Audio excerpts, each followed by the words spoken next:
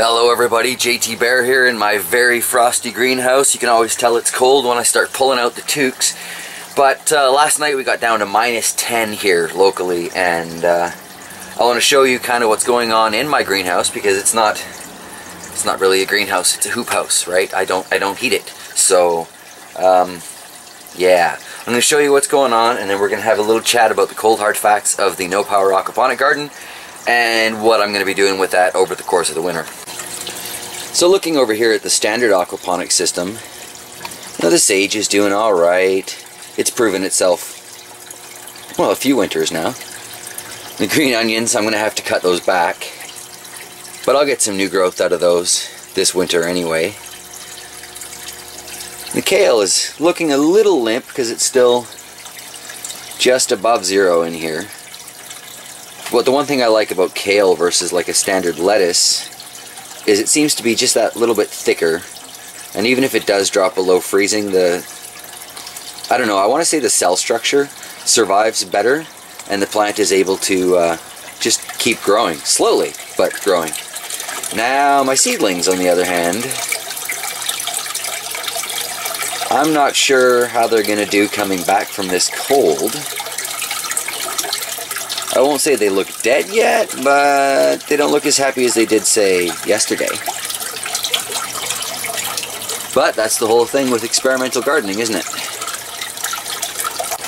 Don't know if it's showing up there, but I've got a little layer of frost inside the lid for the drum. Definitely time to get the insulation out that I was going to put on there. And a whole bunch of cold fish hiding out at the bottom. I don't seem to have any problems with frost developing in the swirl filter yet, which is good. I'm a little worried about frost buildup there, so I'm going to have to keep checking this thing, but so far so good. And now for the constantly messed with no power aquaponic garden. First off, for the most part, the strawberries are enjoying life with their transplant into the new bucket, aside from the cold. The oregano's doing okay. For those of you who have watched my channel for a while, that's just how it goes with this oregano. The cold's not really an issue for it. Mint needs to be trimmed back. Time for some more tea. But even this chocolate mint here does fairly well with freezing temperatures. It's like the kale, it's got that slightly thicker leaf that just kind of allows it to freeze and come back a little bit better, as long as it doesn't spend too long frozen. See how that wisteria is doing back there. Well, I'm not going to say it looks happy, but it's not dead. The willows, those little cuttings don't seem to be doing too great, but it's winter, right? So we shall see. However, since I live in Canada and it is wintertime, there are some very cold, very hard realities that I have to face. And one of them is that my tank is going to freeze without any kind of motion or heat. That's just the way it is. So, yeah. Sort of like that. Now this isn't a very deep freeze. And as you can see, my goldfish are swimming around beneath there. They're not really too worried about it. Probably not too terribly happy, but not too terribly worried. I did put the cat mint down into a bucket, like one would with a koi pond plant, so that those roots can do a little filtration throughout the winter, even when the top freezes. And we'll see how that does. But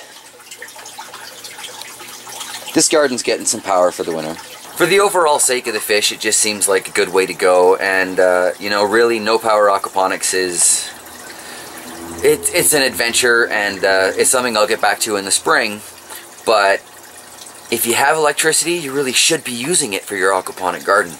So for the next 5 months or so, no power garden is on hold.